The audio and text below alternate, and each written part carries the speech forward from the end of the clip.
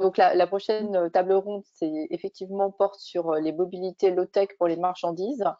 Et donc j'invite à rallumer leur webcam, à allumer leur webcam, les participants que sont Yann Tréméac, chef adjoint du service transport et mobilité à l'ADEME et membre fondateur de la Fabrice Logistique, Nathalie Matuzzo, vous êtes directrice d'études au bureau d'études Samarcande, Myriam Goujane, vous représentez l'association, c'est une association, Courcyclette, vous allez nous expliquer ça, et Simon Mancarelli, vous êtes cofondateur, directeur général de l'entreprise XYT, qui est en fait un fabricant de véhicules low-tech adaptés à la logistique. Mais là encore, vous allez nous expliquer tout ça bien mieux que je ne le fais là. Je vais, dans un premier temps, demander à Yves Tréméac peut-être de nous resituer le contexte sur l'importance en fait du transport de marchandises dans la problématique globale des mobilités, combien ça pèse, on va dire, sur toutes sortes d'aspects et notamment sur l'impact environnemental et peut-être également en termes de congestion, etc. Enfin bref, juste pour bien montrer que c'est un sujet extrêmement important. On a parfois tendance à se focaliser, et d'ailleurs ça a été rappelé ce matin, sur le transport de personnes quand on parle des mobilités, mais de plus en plus, les aspects logistiques font l'objet d'un intérêt croissant pour des bonnes raisons que vous allez nous rappeler maintenant. Merci. Tout à fait. Vous m'entendez? Oui, très bien. Super.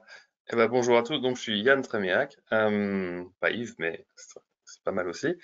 Bon, Je vous très appelais Yves. rapidement. Oui. Ah bah, pourtant, je l'ai sous les yeux, j'ai la slide sous les yeux, c'est écrit Yann, hein, C'est donc pas grave. excusez-moi. Non, non, je vous en prie. Donc, de quoi on parle, hein? Effectivement, on va parler logistique. La logistique, c'est quoi? C'est comment on produit, on distribue des composants, des produits au bon endroit, au bon moment, dans les quantités requises. Tout d'abord, quelques chiffres avant de parler des enjeux. Ce qu'on remarque, hein, c'est que le transport de marchandises en ville, d'une manière générale, c'est plus de 20% représente 20% des véhicules kilomètres parcourus en agglomération. En Île-de-France, c'est 750 000 mouvements quotidiens, ce qui est quand même assez énorme, donc 62% dans la métropole du Grand Paris. À titre de comparaison, juste pour donner une comparaison, à Montpellier Métropole, c'est 73 000 mouvements quotidiens. Et toujours à Paris, 60% des déplacements sont réalisés en VUL, diesel, majoritairement. On peut pas aussi parler de transport de marchandises sans parler du développement du e-commerce, hein. C'est quand même ça rebat vraiment les cartes, hein, en matière de logistique urbaine. C'est des progressions encore annuelles à deux chiffres. Ça concerne plus de 90% des Français. C'est plus de 500 millions de colis livrés par an. Donc c'est quand même énorme. Et un deuxième point plus d'actualité, l'épidémie de Covid. Alors, ce qu'on peut retenir, c'est que l'épidémie de Covid, elle a permis de montrer que, on pouvait arrêter, en tout cas vraiment diminuer ses déplacements, ses mobilités de personnes, mais en revanche, on ne pouvait pas arrêter de manger. D'où l'importance finalement de la logistique dans notre système, dans notre système. En matière d'enjeux, pour finir là-dessus, les enjeux, ils sont aussi bien d'ordre fonctionnel, c'est-à-dire on va parler comment on va maîtriser les déplacements de marchandises, donc on parlera d'optimisation du partage de la voirie, de rationalisation du transport. Les enjeux, ils sont aussi économiques, comment on va dynamiser les activités économiques en améliorant la performance des organisations logistiques. Les enjeux, ils sont aussi sociaux, comment on va impliquer, valoriser les acteurs économiques dans ce processus d'amélioration de la logistique urbaine. Je sais pas, on parle beaucoup par exemple de questions d'ubérisation, hein, dans la logistique. Donc, même si le terme est un peu galvaudé, enfin en tout cas il résume bien ce qu'on peut avoir en tête derrière. Les enjeux, ils sont aussi urbanistiques. Donc, comment on va organiser le territoire en prenant en compte les besoins liés aux activités logistiques. Il faut donner leur place juste et nécessaire aux activités logistiques en ville. Et bien sûr, et je finirai par là, les enjeux, ils sont bien sûr environnementaux, que ce soit en matière de CO2, de pollution atmosphérique, de bruit ou de congestion. Merci beaucoup. On entend quelqu'un d'autre parler. Je ne sais pas d'où ça vient. Je ne sais pas si vous l'entendez aussi. Oui. Je vais peut-être essayer de remettre ma caméra. Ouais, mais je l'enlève quand c'est pas moi qui parle parce que j'ai peur que la connexion tienne pas. Voilà. Donc, merci beaucoup pour nous avoir brossé le paysage. Simon Mancarelli, donc un des leviers quand même pour agir sur l'impact de la logistique, c'est bien entendu le véhicule. Alors vous, justement, vous avez développé un véhicule de logistique low-tech. Est-ce que vous pouvez nous présenter dans ces grandes lignes, nous en rappeler les principales caractéristiques? Oui, tout à fait. Bonjour à tous. Donc, chez XYT, on a développé une plateforme véhicule qu'on aime bien appeler RideTech, parce que je ne sais pas si on peut réellement parler d'un véhicule low-tech quand il s'agit de véhicules électriques. Il y a quand même des composants high-tech quand on parle de batterie, de ce type de composants-là. Donc, dans notre terminologie, on essaye de parler de RideTech. Quelle est la valeur de ce type de véhicule? Il y a 4 composantes vraiment importantes dans ce qu'on essaye de faire. Un véhicule tel que celui qu'on fait apporte une valeur d'un point de vue décarbonation. Donc, on a une fabrication locale, on assemble nos véhicules localement. Aujourd'hui, on a un site pilote d'assemblage qui est situé en Essonne, à Brétigny-sur-Orge, là où je suis. Et donc, l'idée, c'est de développer notre modèle industriel autour de micro-usines qui seront proches des utilisateurs. On a un véhicule qui est 2 fois plus léger qu'un véhicule traditionnel, parce qu'on l'a conçu à partir d'une feuille blanche et il est électrique par nature. Et donc, on est parti d'un véhicule extrêmement léger pour répondre au plus proche du besoin et pas un véhicule one size fits all qui peut vraiment couvrir plein de différents cas d'usage. Nous, c'est la logistique urbaine et la logistique du dernier kilomètre. C'est également le choix de matériaux qui soient durables et réparables. On a un châssis acier galvanisé qu'on va pouvoir réparer, qui va résister à la corrosion comme le mobilier urbain. Et tous ces choix-là ont été faits pour chacun des matériaux qu'on utilise sur notre véhicule. Et enfin, c'est 100% électrique. Donc, de ce point de vue-là, on n'a pas d'émissions locales quand on utilise le véhicule. Il y a un avantage économique également parce que les pièces sont moins coûteuses. C'est des pièces simples, faciles à fabriquer. Et donc, en termes de pièces de rechange, on est moins coûteux. Changer un pare-choc sur un de nos véhicules, ça prend 5 minutes. Et le pare-choc, on peut le broyer et refaire un pare-choc. C'est du thermoformé, de l'ABS thermoformé. C'est extrêmement simple et ces opérations de manufacturing sont très maîtrisées. Donc, et l'entretien est très rapide, donc c'est économique. C'est également durable parce qu'on a travaillé sur une architecture modulaire et évolutive. Donc, le véhicule, l'idée, c'est de toujours le faire évoluer, rénover plutôt que remplacer. Ça, c'est des choses qui sont extrêmement importantes pour nous. Donc, choix de matériaux robustes, réparables, recyclables. Et enfin, le dernier point qui est vraiment le cœur de notre système, c'est l'efficacité. On a travaillé sur une innovation qui est centrée autour de l'utilisateur. Et donc, avoir un véhicule et une architecture modulaire évolutive nous permet de faire sans cesse évoluer le véhicule et tout le temps qu'on a pris pour développer ce véhicule-là a été de travailler au plus proche avec des livreurs et donc de leur faire non pas un véhicule, mais véritablement un outil de livraison sur mesure avec des aménagements qui soient pensés pour ces professionnels-là. Donc, c'est vraiment ces 4 composantes-là qui sont importantes pour nous et c'est toute la valeur d'apporter un véhicule qui soit plus un outil, et donc là, la low-tech a toute sa place, plutôt qu'un objet, on va dire, de mode ou plus high-tech. Très bien, merci beaucoup. Alors, Myriam Goujane, chez Courcyclette, j'allais dire un peu comme son nom l'indique, le véhicule roi, c'est le vélo. Qu'est-ce que vous faites exactement, enfin pas vous personnellement, mais que fait Courcyclette avec le vélo? Quel rôle joue le vélo en fait dans Courcyclette? Et finalement, qu'est-ce que c'est que Courcyclette? Ça se situe dans un territoire bien particulier que vous allez nous présenter. Exactement. Bah écoutez, vous avez raison de dire que pour la course-cyclette, le vélo c'est le roi parce que le vélo nous a sauvés. En fait, nous étions une petite entreprise de mécanique motocycle, donc véhicule thermique moto, située dans la petite couronne, enfin sur le confluent de la Marne et de la Seine à Alfortville, donc tout près tout près de la capitale. Et nous étions confrontés à une périclite, une société vraiment en voie de périclité, puisque dans la moto, on a assisté à une grande concentration sous forme de réseau de concessionnaires monomarques, des motos très axées sur l'électronique, sur des modèles très axés sur l'obsolescence programmée, et donc une mise en danger de cette toute petite entreprise, cet atelier artisanal, et perte des emplois de mécaniciens très qualifiés en mécanique cycle. Et donc nous avons eu donc cette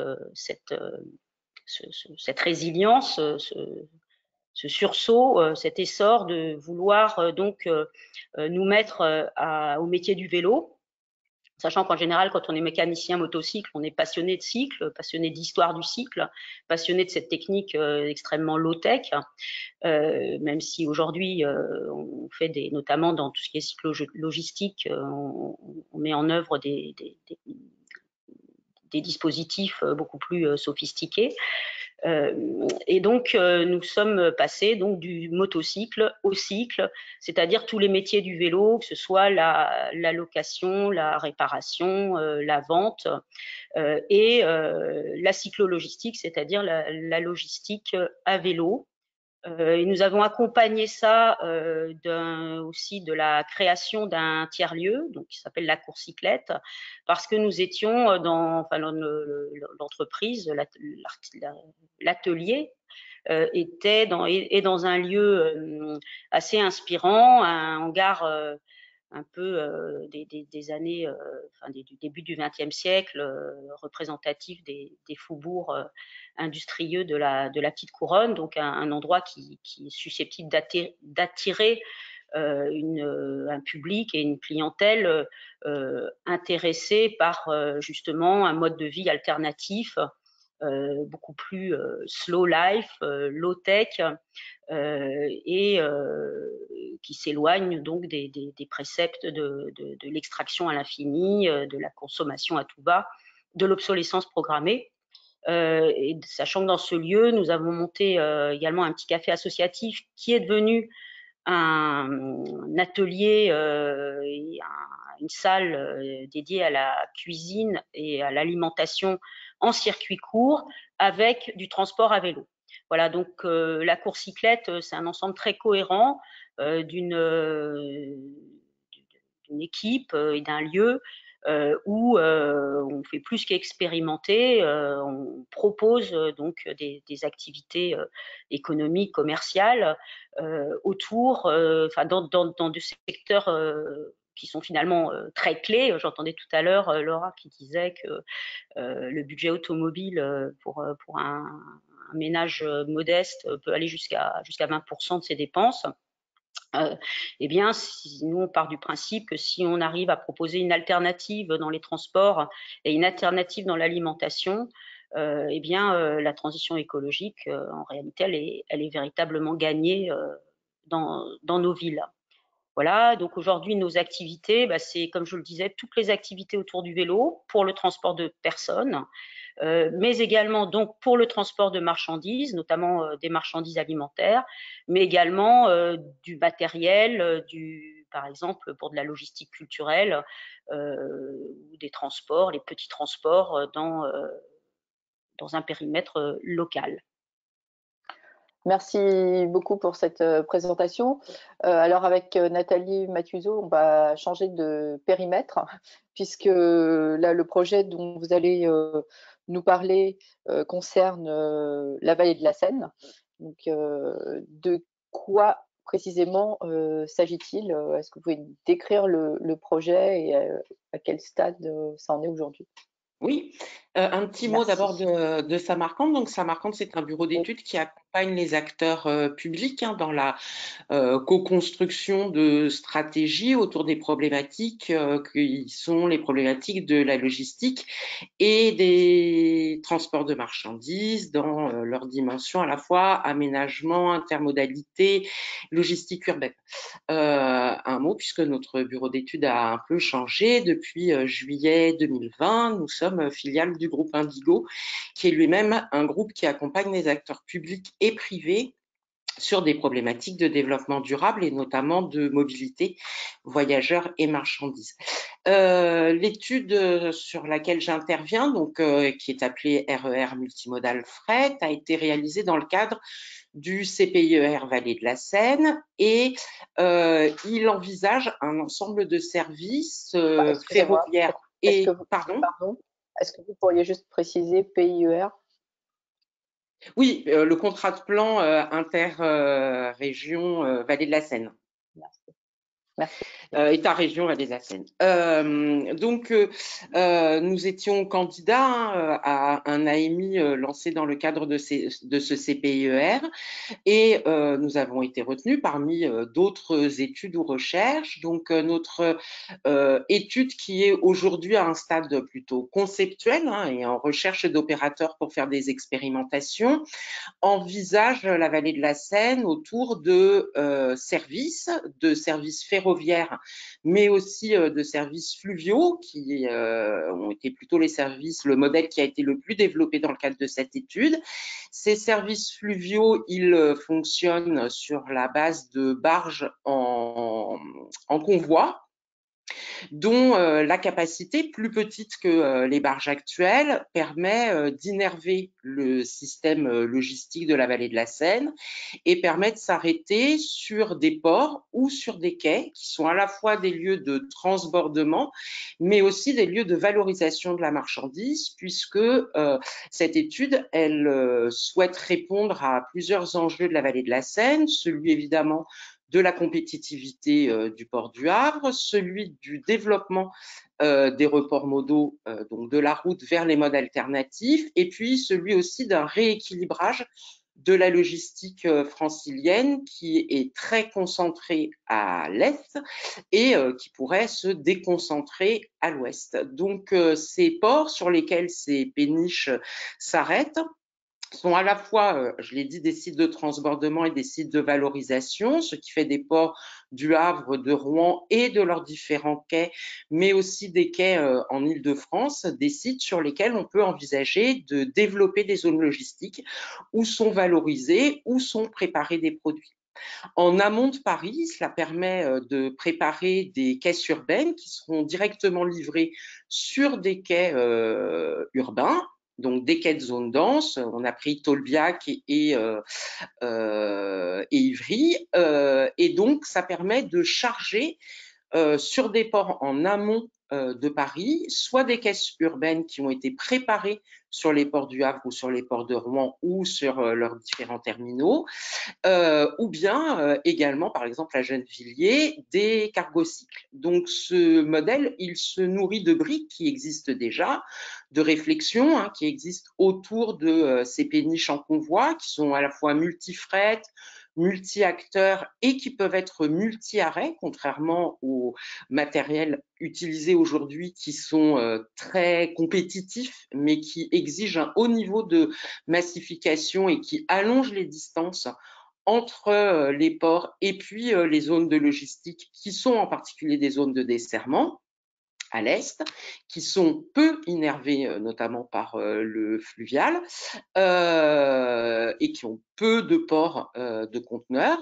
Donc là, on peut s'arrêter, enfin il y a des ports de conteneurs mais sur lesquels ces péniches ne s'arrêtent pas nécessairement. Là, on innerve mieux, on peut transporter, je l'ai dit, des cargocycles, on peut transporter des petits véhicules routiers comme ceux qui nous ont été présentés et finalement le lien, l'infrastructure fluviale permet d'amener ces petits véhicules de livraison dans le cœur de Paris.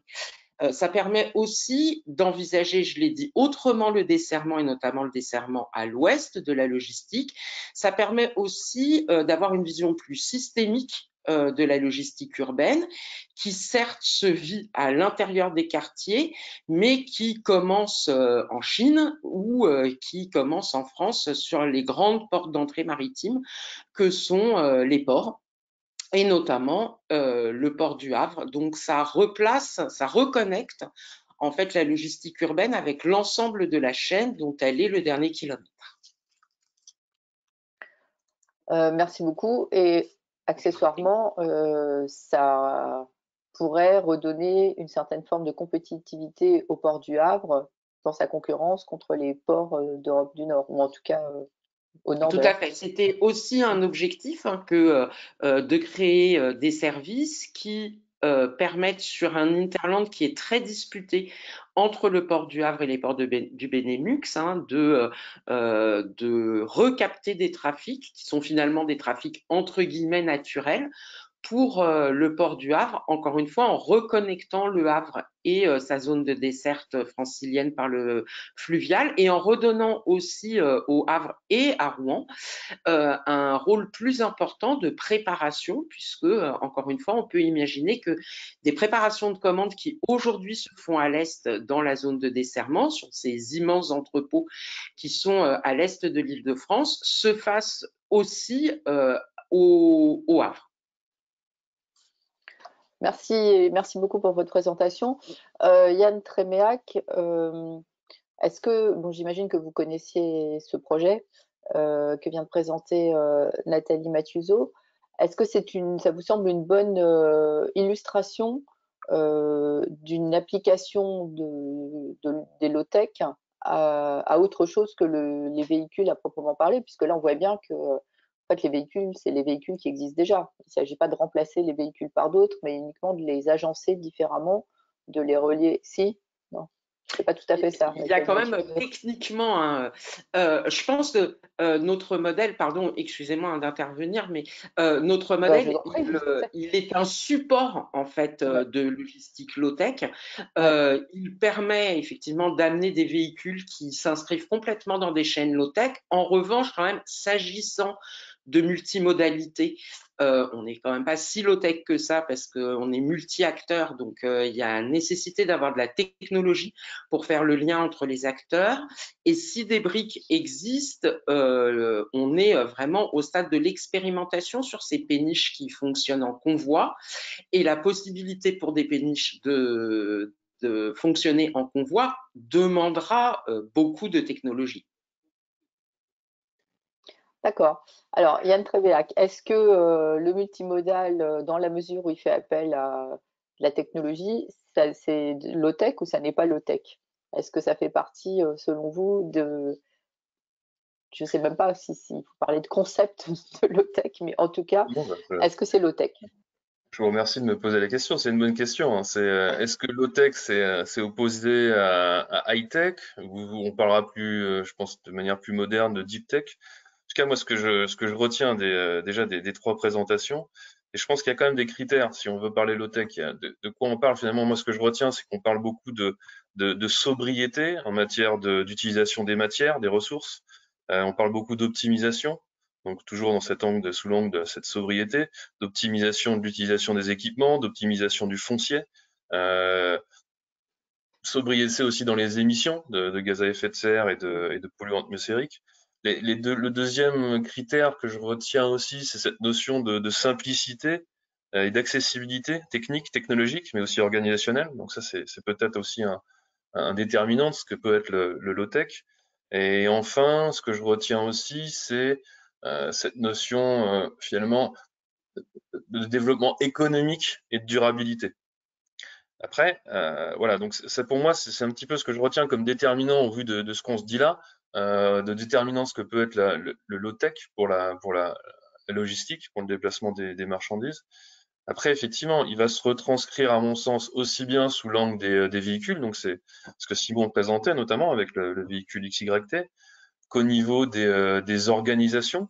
Donc là, on parlait d'organisation multimodale, alors qui peut être vue de manière complexe, mais qui en tout cas peut reposer aussi sur des low-tech. Je pense que j'avais une autre idée en tête, c'est par exemple la notion de coopérative qui peut être, à mon sens, rapprocher de cette notion low-tech, en tout cas de ce que moi je peux avoir en tête derrière. On a parlé du vélo, bien sûr, du vélo et de la marche d'ailleurs, faut pas l'oublier, la marche. On peut aussi faire de la logistique en utilisant la marche. On a parlé des circuits courts, les circuits courts aussi. Donc là encore, c'est de la low-tech, je dirais, organisationnelle finalement. Je pense qu'on aurait pu aussi parler de tout ce qui va être co-transportage. Co-transportage, bon, ça requiert pas énormément de technologie. Alors, il en faut quand même, hein, il faut pas. Vous pouvez nous expliquer, nous donner un exemple de ce que c'est que le co-transportage? Oui, bien sûr. Le co-transportage, en fait, c'est de la livraison. Alors, en C2C, si ça permet d'expliquer les choses. Des C'est-à-dire consommateurs qui livrent d'autres consommateurs, c'est ça? voilà, exactement. C'est-à-dire de citoyen lambda qui est pas transporteur routier, qui va livrer pour un autre citoyen, pour une autre personne de la marchandise. Donc voilà, c'est vraiment l'équivalent de l'auto, non, du covoiturage, pardon, pour la marchandise finalement. Pour donner un ordre d'idée, c'est par exemple moi je transporte, je reviens de mon travail. Sur le chemin, je vais récupérer une marchandise pour un de mes voisins. Voilà. Par exemple, un exemple d'organisation de co-transportage je le cite parce que ça peut être pertinent en termes environnementaux. Tous les co-transportages, justement, d'ailleurs, on est en train de mener une étude sur ce qu'est le co-transportage parce que toutes les organisations de co-transportage sont pas obligatoirement environnementalement bénéfiques. Justement, c'est ce qu'on essaie d'étudier, c'est à quelles conditions, mais bon, je digresse un peu par rapport au sujet, mais à quelles conditions le co-transportage peut-il être bénéfique environnementalement parlant. Et Donc voilà, surtout, je pense mais comment est-ce que ça peut être organisé? Est-ce que c'est alors, spontané? Là, vous donnez des exemples, c'est un peu, je prends le colis de mon voisin. Enfin, ça, c'est le ouais, stade zéro du c'est même pas transportage, mais même déjà ça, c'est pas simple. Et là, en fait, c'est pour ça que quelque part, ça pose la question aussi ce qu'est le low-tech, parce que des organisations qui sont finalement relativement simples, en tout cas conceptuellement parlant, elles vont requérir quand même des plateformes numériques, typiquement de l'utilisation du smartphone. Donc, est-ce que c'est vraiment low-tech? J'ai pas de réponse là à l'instant T, mais en tout cas, je pense qu'il faut vraiment voir cette notion de low-tech aussi bien technologiquement parlant, donc comme son nom l'indique, mais aussi sous l'angle organisationnel et écosystémique. Et un dernier exemple peut-être aussi qui me vient en tête, c'est l'organisation par exemple de distribution de marchandises en point relais. Bon, est-ce que ça, là encore, ce que c'est low-tech? C'est une question qu'on peut se poser. En tout cas, ce qui est sûr, c'est qu'il y a cette notion de sobriété, il y a cette notion de simplicité, d'accessibilité technique. Mais en revanche, c'est vrai que ça nécessitera quand même un minimum de technologie pour pouvoir mener à bien ces organisations-là. Donc voilà, moi, en réaction par rapport un petit peu à ce qui est dit et à votre question. OK. On va reparler véhicule avec, Simon Mancarelli. Alors le véhicule que vous nous avez décrit, tout à l'heure, en fait, son origine remonte à 2007. Pourquoi est-ce que ça prend autant de temps pour, concevoir, développer, homologuer, puis commercialiser un tel véhicule? Et est-ce que vous Oui. pensez qu'aujourd'hui ce serait moins long? Bon, évidemment, vous avez l'expérience maintenant acquise, mais est-ce que le contexte est plus favorable aujourd'hui? Est-ce que ça se développe plus rapidement, ce genre de projet? Donc voilà, effectivement, l'idée originelle qu'a eu mon associé en 2007 remonte à 2007. C'était mon associé Marc Chevreau, qui lui venait du monde de la carrosserie automobile. Et donc l'idée de départ, c'était de faire un véhicule qui soit toujours économiquement rentable de le réparer. Et donc pour cela, il fallait repartir d'une feuille blanche, revenir peut-être à l'essence même des véhicules qu'on connaissait il y a 20 ou 30 ans. Donc le cahier des charges de départ, c'était le fabriquer de la même manière qu'on le répare, c'est-à-dire à la main et avec une simple caisse à outils. Ça, c'est un peu l'idée de base en 2007. Ensuite, il y a eu différentes phases dans le projet. On n'a pas développé ce véhicule de logistique urbaine tout de suite. En fait, notre focalisation logistique urbaine date de 2016. Et donc, durant ces plus de 10 ans maintenant, puisque 2007, on a homologué plus de 3 véhicules différents dans différentes catégories. Il y a eu des véhicules transport de personnes, puisque le projet à la base était plutôt sur une citadine et sur du transport de personnes. Donc homologué 3 véhicules, on a développé une dizaine de variantes de véhicules différents. Donc on a fait beaucoup de tests et testé différents marchés, différentes approches autour de ces véhicules-là. Et aujourd'hui, on a une véritable plateforme et pas simplement juste un véhicule. Alors il s'avère qu'aujourd'hui, on ne développe et on ne commercialise que le véhicule de logistique urbaine. Mais voilà, on a une capacité demain de faire des variantes et c'est toute la modularité et la force de notre plateforme aussi. Après, pour reprendre l'aspect un peu sur le low-tech et tout le modèle industriel que nous, on pousse aussi en accompagnement de notre véhicule, on n'est pas dans une logique à vouloir construire un modèle industriel traditionnel que peut connaître aujourd'hui le monde automobile. Ils ont 100 ans d'avance là-dessus et ce serait une erreur de notre part que d'essayer de reproduire ce même modèle-là. Ça nécessite énormément de capitaux et on est dans une logique, quand on a créé ce système-là, de devoir produire beaucoup de véhicules et ensuite on est pris aussi dans une approche où parfois on peut, est-ce que c'est une obsolescence programmée ou pas, mais il y a toute la logique qu'il faut toujours produire toujours plus de véhicules pour être rentable et atteindre le modèle économique et la rentabilité de ce type de schéma. Alors, dans notre approche, on est plus centré sur les micro-usines. Il y a une logique d'écosystème local dont Yann parlait précédemment. Et l'idée est d'avoir un modèle industriel qui puisse être rentable à chacune des phases. Donc, au départ, c'est sur de la production, mais ensuite, la rentabilité va venir de l'entretien, la réparabilité des véhicules et de leur mise à jour. Donc, c'est vraiment ça qu'on doit traiter. Et effectivement, donc le besoin en capitaux, aujourd'hui, ça prend du temps de créer ce type d'écosystème-là. Forcément, c'est un peu plus complexe que développer un software ou une application. Donc, il y a un côté industriel. Mais une fois qu'on a bâti cela, il y a quand même un modèle qui sera beaucoup plus résilient. Et si on compare aujourd'hui les besoins en capitaux du modèle qu'on souhaite développer versus le modèle traditionnel, on a fait pas mal de benchmarks. Actuellement, on est en phase de levée de fonds, donc on se compare aussi au modèle classique. Et on est à peu près sur des modèles d'industrialisation, sans parler de méga-usines, hein, mais si on compare notre modèle à un modèle où on va devoir faire le setup d'une usine qui soit capable de produire 10 000 ou 20 000 véhicules par an, on va avoir besoin de 20 fois moins de capitaux que ce modèle-là dans notre modèle. Donc, c'est aussi une de ces valeurs. Peut-être ça prend un peu plus de temps à mettre en place, mais ensuite, en termes de durabilité et de résilience, on sera beaucoup plus fort. Voilà. Je ne sais pas si tu as répondu à votre question. Si. Oui, très bien. Myriam Goujane, vous nous avez parlé de livraison à bicyclette.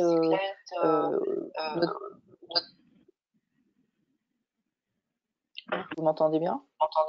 Il y a une coupure, mais là, ça y est, je vous réentends. Oui, parce que moi, j'entends un écho, je m'inquiète un petit peu. Ouais. Donc, la question que je voulais vous poser, c'est il me semble que vous aviez parlé d'une expérience que vous menez avec l'université de Créteil. Oui. Donc, est-ce que vous pouvez nous en dire plus sur la livraison panier repas? Voilà. Écoutez, pour remonter la coursicyclette, on a répondu à pas mal d'appels à projets des collectivités territoriales, des établissements du Grand Paris, du département du Val-de-Marne, de l'ADEME, et cela nous a finalement bien aidé pour comprendre où étaient les enjeux, bien comprendre le territoire et de nous constituer un réseau d'acteurs présents sur le territoire et engagés dans la transition énergétique, assez volontariste, on va dire. Et donc, nous avons été amenés à rencontrer le groupe de travail qui réfléchit à la labellisation de l'université Paris-Créteil en tant qu'université engagée dans le développement durable et la responsabilité sociétale.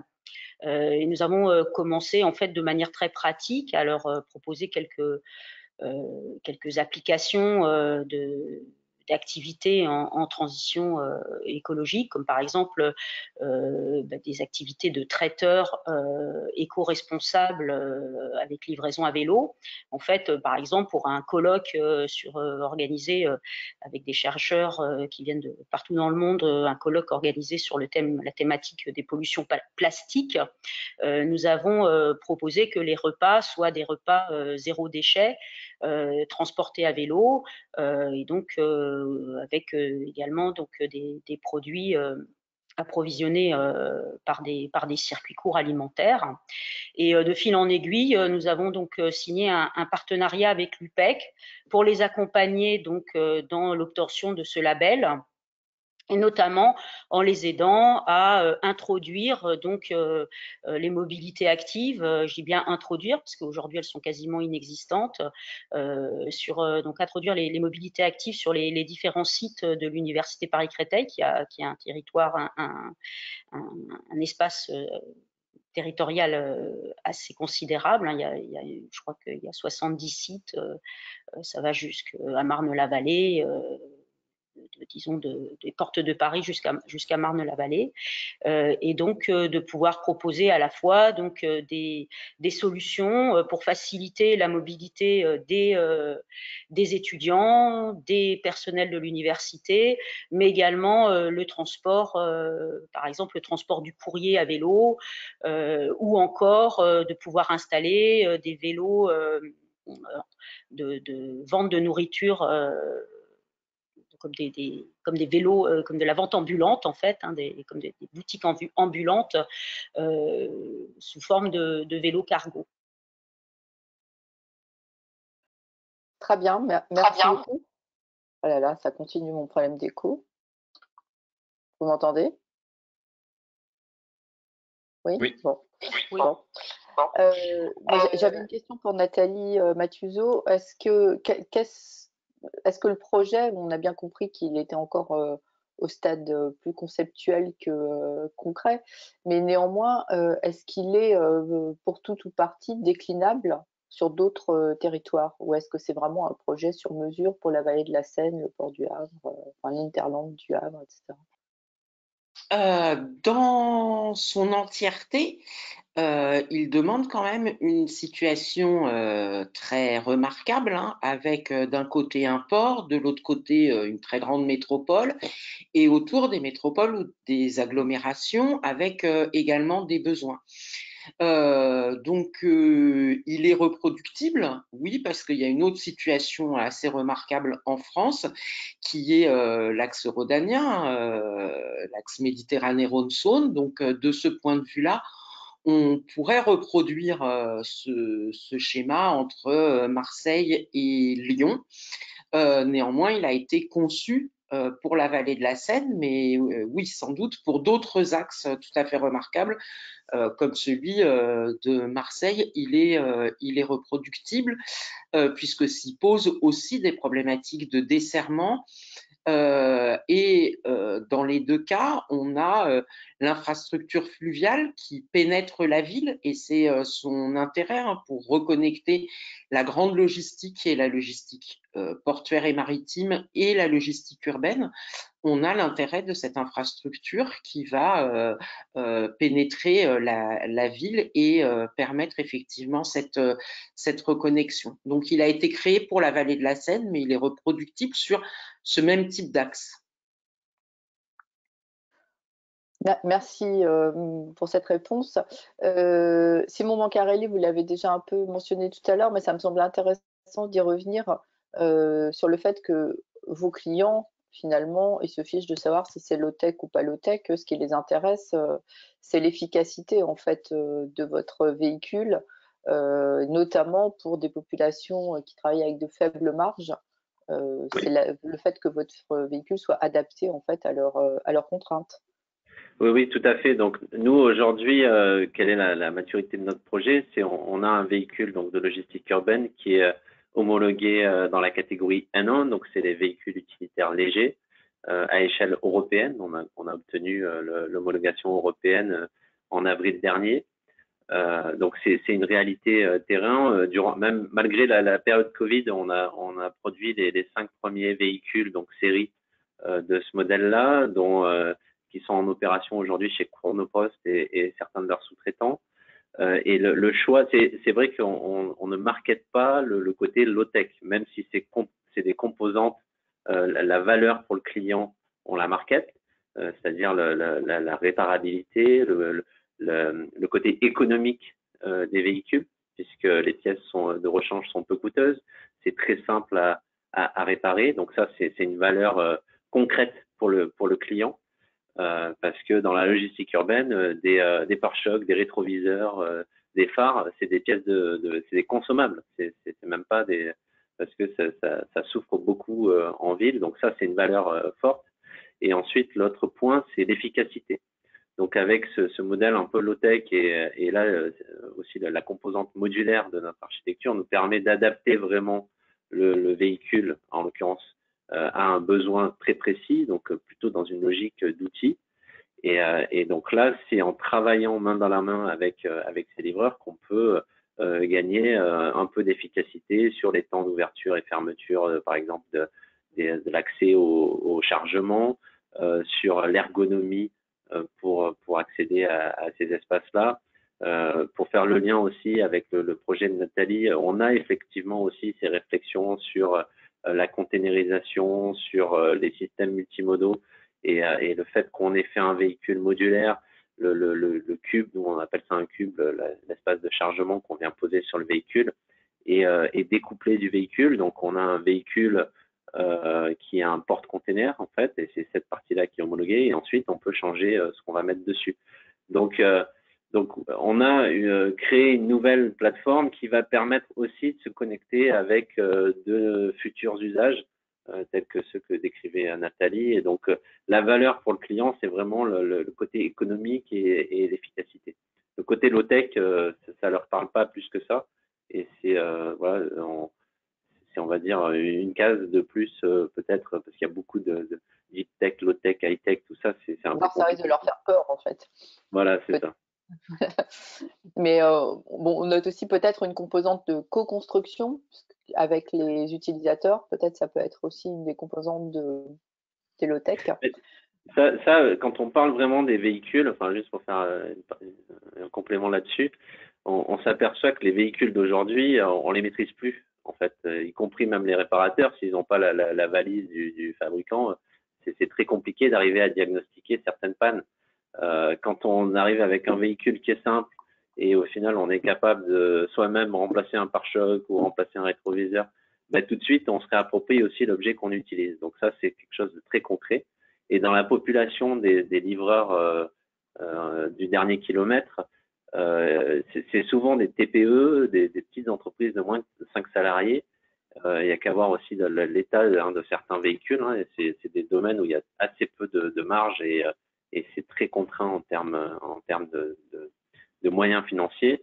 Bah, souvent, ils se débrouillent tout seuls aussi pour réparer leur véhicule et tout ça. Donc, quand on arrive avec un véhicule qu'on peut réellement s'approprier, ça c'est valable pour l'utilisateur final, mais c'est aussi valable pour les garagistes. Hein, que quand on crée des partenariats avec des garagistes et qu'ils découvrent notre plateforme véhicule, bah, tout de suite ils comprennent comment ça marche. Il n'y a pas besoin d'expliquer longtemps. Et ça c'est quelque chose qui est assez, c'est une satisfaction pour nous. Et puis c'est un réel moteur pour envisager la suite et déployer à plus grande échelle. Ça sera un véritable accélérateur. Merci. Je vais demander peut-être quelques mots à Yann sur la fabrique de la logistique qui a été créée il y a un peu plus d'un an, je crois. Rappeler brièvement sa vocation et où est-ce qu'il y a déjà des projets qui en sont sortis aujourd'hui. Il y a beaucoup de questions, donc j'aimerais bien qu'on ait le temps de répondre à un maximum d'entre elles. Donc merci de nous faire une courte présentation. Je vais faire ça rapidement. Juste un point avant, parce que je ne l'avais pas cité tout à l'heure. Alors, quand je parlais de durabilité, je pense qu'il y a quand même aussi un autre déterminant finalement de cette low-tech qui ressort, toujours suite à ce que disaient Myriam, Nathalie ou Simon, c'est cette notion aussi de résilience des systèmes. Ça, je pense que c'est aussi une dimension voilà, du côté low-tech, de résilience, de robustesse. Ça, je pense que c'est aussi des critères que je retiendrai pour cette définition de la low-tech, quoi. Alors, très rapidement, hein, sur la fabrique de la logistique, c'est quoi la fabrique de la logistique? Donc, c'est effectivement un dispositif relativement jeune, hein, puisqu'il a à peu près 1 an, il a été lancé l'année dernière. C'est une plateforme d'accélération de projets innovants et ouverts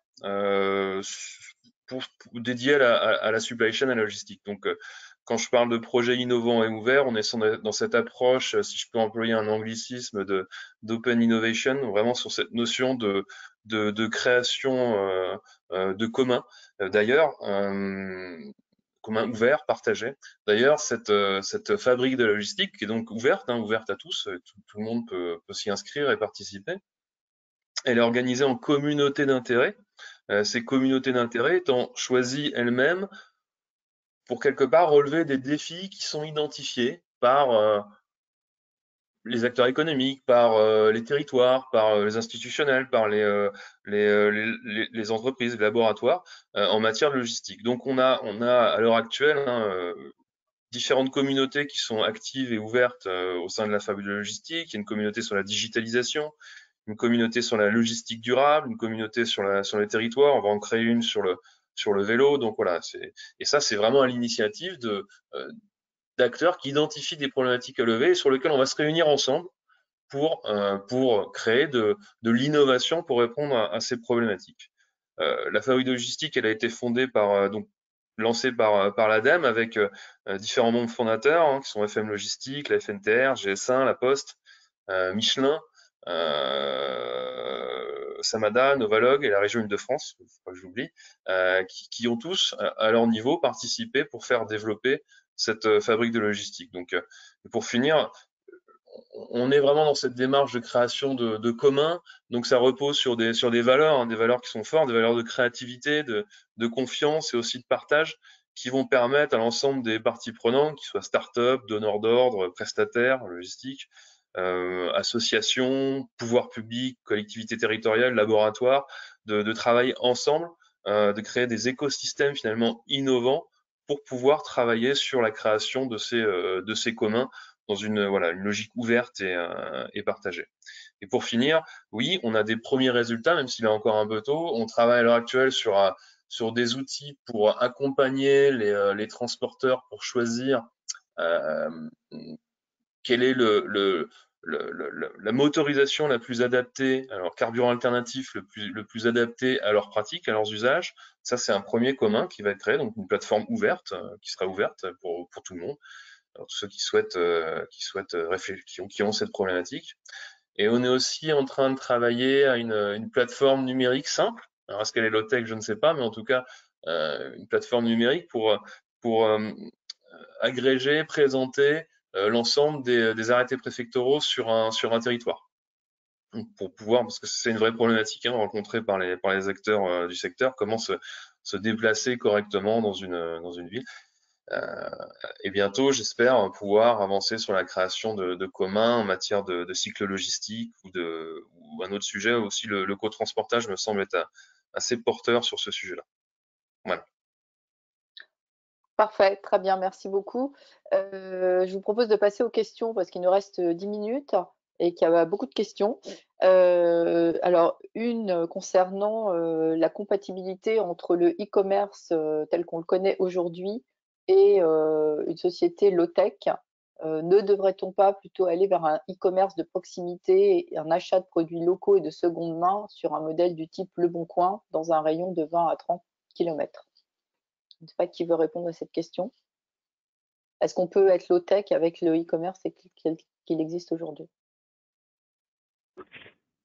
Moi, je peux peut-être apporter un élément de réponse vu de notre fenêtre. Donc, nous, on a une focalisation sur les indépendants, spécialement des grands donneurs d'ordre type DHL, UPS et autres, et même aujourd'hui en direct avec les grandes plateformes e-commerce type Amazon. On est en train de travailler sur la création d'une structure coopérative certainement pour financer ces petits acteurs-là, parce qu'une de leurs problématiques, c'est comment accéder aux nouvelles technologies, aux technologies propres qui vont leur permettre demain de continuer à opérer dans les grands centres urbains. parce qu'aujourd'hui, ce sont des toutes petites boîtes qui n'ont pas de moyens d'investissement, qui sont assez peu soutenues par leurs banques. Enfin, c'est un modèle économique précaire. Et donc, si on ne vient pas les soutenir avec des solutions qui leur permettent d'être rentables, de vivre de leur travail, et donc la low-tech ici apporte une solution qui est économique pour ces acteurs-là, ben on va pas réussir à peut-être gagner la bataille contre les grandes plateformes e-commerce qui peut-être demain viendront avec toujours plus de solutions intégrées, c'est-à-dire que peut-être qu'Amazon dans le futur va proposer toute la solution de livraison, également les camions de livraison, et on sera dans cette logique d'ubérisation complète où les travailleurs viendront le matin et le lendemain matin, ce sera un autre travailleur qui viendra, prendra son camion chez Amazon et ira livrer. Donc je pense qu'il y a vraiment un enjeu aussi pour les territoires de venir consolider de l'emploi, et ces emplois-là sont aussi extrêmement importants, on l'a vu pendant le Covid, en leur apportant des solutions qui soient propres, résilientes pour l'avenir. Voilà, c'est notre perspective chez nous. Ouais, peut-être en complément de ce que disait Simon, je pense que moi, j'opposerais pas des modèles. Je pense que je disais en préambule, on constate une sorte de raz-de-marée, hein, une évolution majeure de notre société sur le développement du e-commerce. Je le redis, hein, c'est plus de 90%, 91% des Français qui utilisent le e-commerce. Donc la question, je pense que moi je me pose plus, c'est comment finalement on intègre la low-tech dans ce paysage. C'est-à-dire comment la low-tech peut être une solution pour accompagner les changements majeurs de notre société et comment créer de nouveaux paradigmes écosystémiques, si je peux employer ces termes un peu barbares.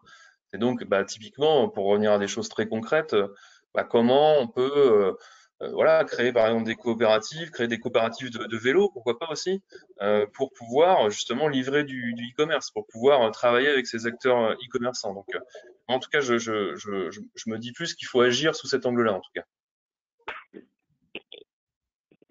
Merci. Autre question un peu liée de mon point de vue. Quelle place y a-t-il pour la logistique internationale au sein d'une économie globalisée quand la démarche low-tech promeut la sobriété et la relocalisation? Qui veut répondre? Je veux bien répondre. La première réponse que je ferais, c'est quand même le modèle qu'on a développé. Il répond pas évidemment à toutes les problématiques de la logistique, hein. Donc, je réponds, mais peut-être en sortant un peu de ce modèle.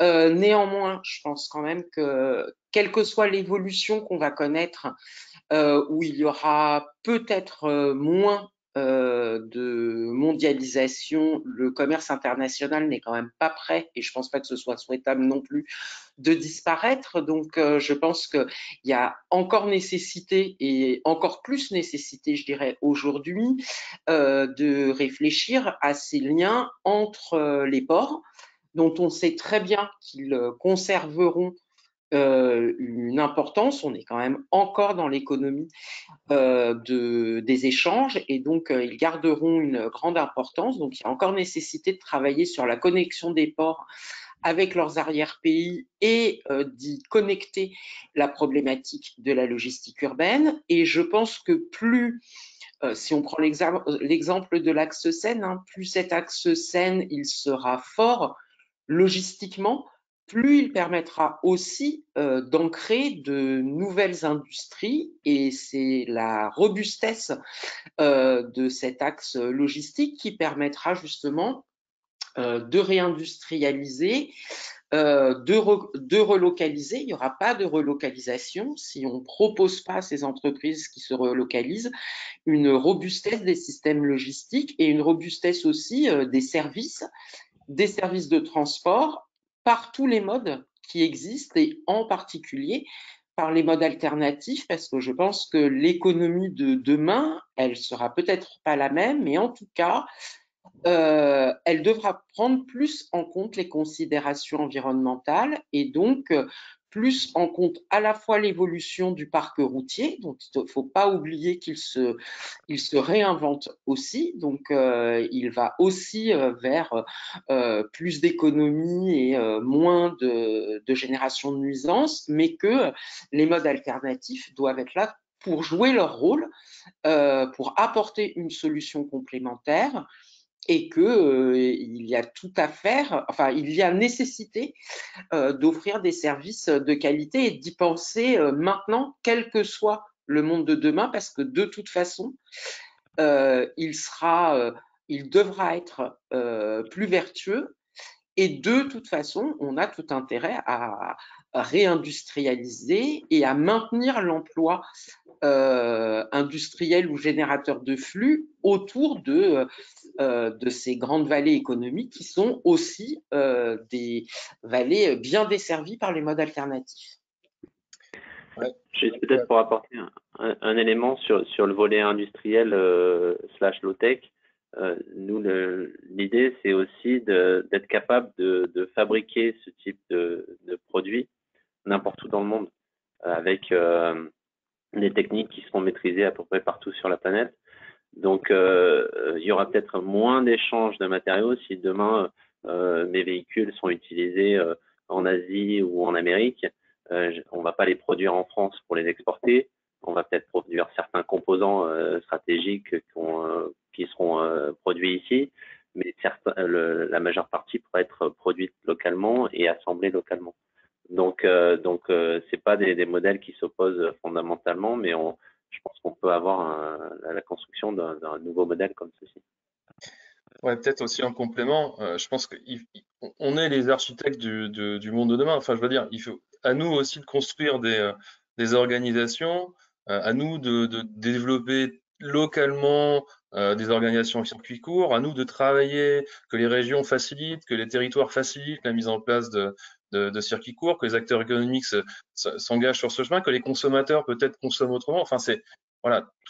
Là encore, il faut avoir une vision écologique pour envisager le développement. Alors, ça m'amène à une autre question qui portait justement sur les actions que pouvaient mener les collectivités locales pour encourager le type de projet que vous avez décrit, et par exemple, intégration dans des marchés publics, subventions, délégation de services publics. Qu'est-ce qui est, bon, tout ça, j'imagine, peut aider à accélérer le genre de projet que vous avez décrit les uns les autres?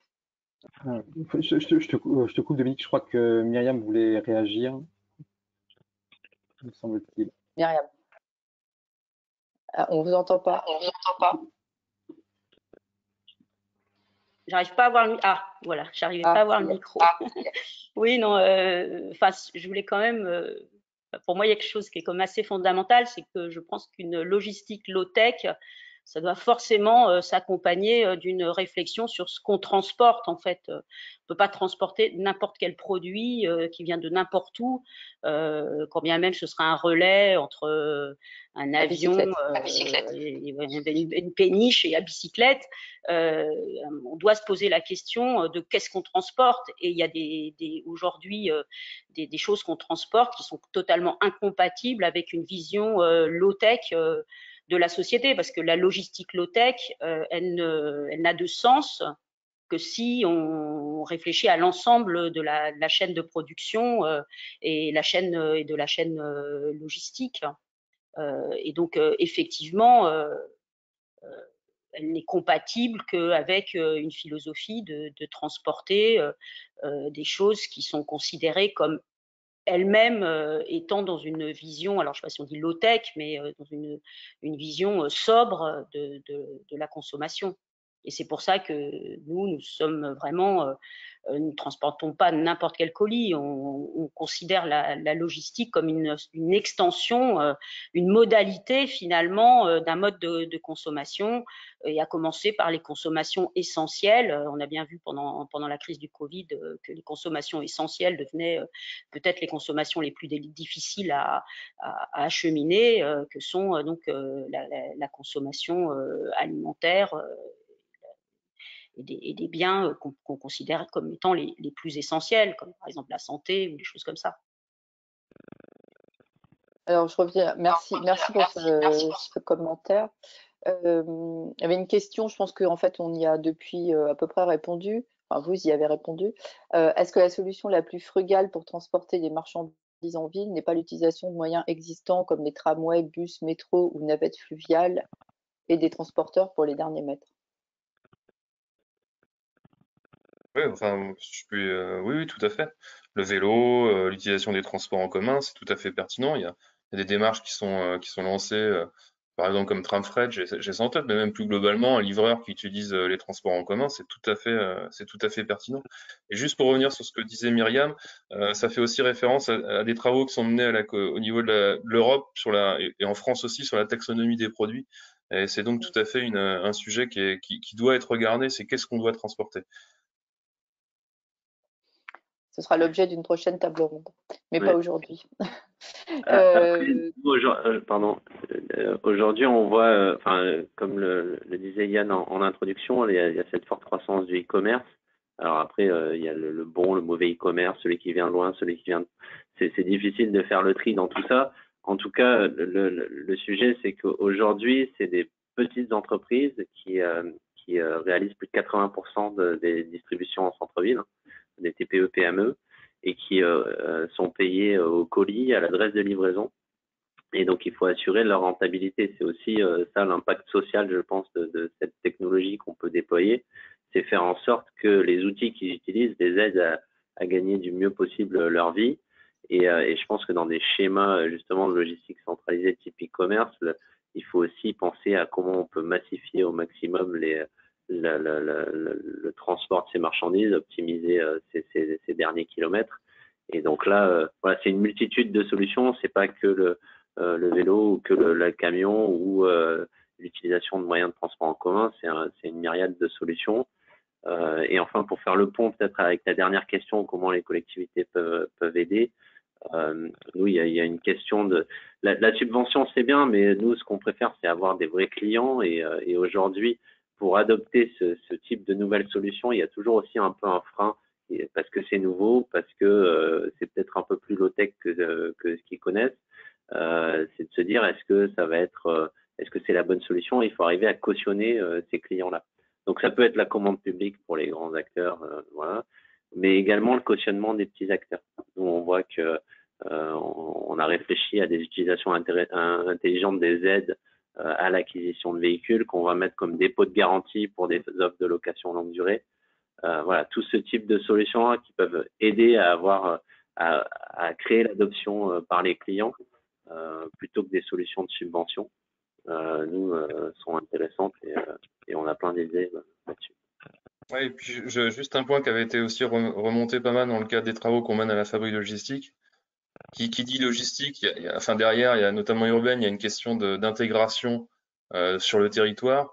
Et donc, il y a aussi ce besoin de foncier souvent. Donc voilà aussi un sujet sur lequel les collectivités territoriales peuvent intervenir, c'est d'accepter d'expérimenter et de mettre à disposition du foncier pour faire des tests, des démonstrateurs, des expérimentations. Ça peut être aussi tout à fait pertinent. Moi, je voudrais Très juste bien. aussi ajouter un Ouais, point qui rapidement, parce qu'on va a dépassé exactement dans notre le temps sens là. de ce qui a été dit. Je crois que les collectivités, elles peuvent aider, évidemment. Elles peuvent aussi apporter de la cohérence, c'est-à-dire qu'il y a des actions, il y a des choses qui sont faites. Il y a nécessité d'avoir cette vision systémique. Je crois que l'intervenante auparavant en a parlé, cette vision systémique, c'est-à-dire que on ne peut pas envisager la logistique urbaine à vélo si on réfléchit pas aussi à l'endroit où on met les grandes zones logistiques qui seront de toute façon les zones de passage des produits, sauf si on ne vit que de circuits extrêmement courts, ce qui me semble très difficile, même si c'est souhaitable que ces circuits courts se développent. Donc, on ne pourra pas utiliser les modes alternatifs si on réfléchit pas aussi à là où on met les plateformes, combien on en met, de quelle taille, etc. Et je pense que les collectivités, elles ont un rôle extrêmement important à jouer en termes de mise en cohérence de toutes les dimensions qui font de la logistique. C'est un système et donc le transport, il doit être vu aussi mis en cohérence avec l'aménagement, avec la réglementation. Hein. On doit aussi agir sur la réglementation pour que ces systèmes se développent ou soient aidés. Donc, je pense que c'est ça aussi qu'elles peuvent apporter, en plus de beaucoup d'autres choses, mais elles doivent apporter de la cohérence. vous arrêter parce qu'on a déjà un peu de retard sur la prochaine table ronde. Je vous remercie tous. Malheureusement, on n'a pas pu poser presque toutes les questions. Merci beaucoup à tous les quatre.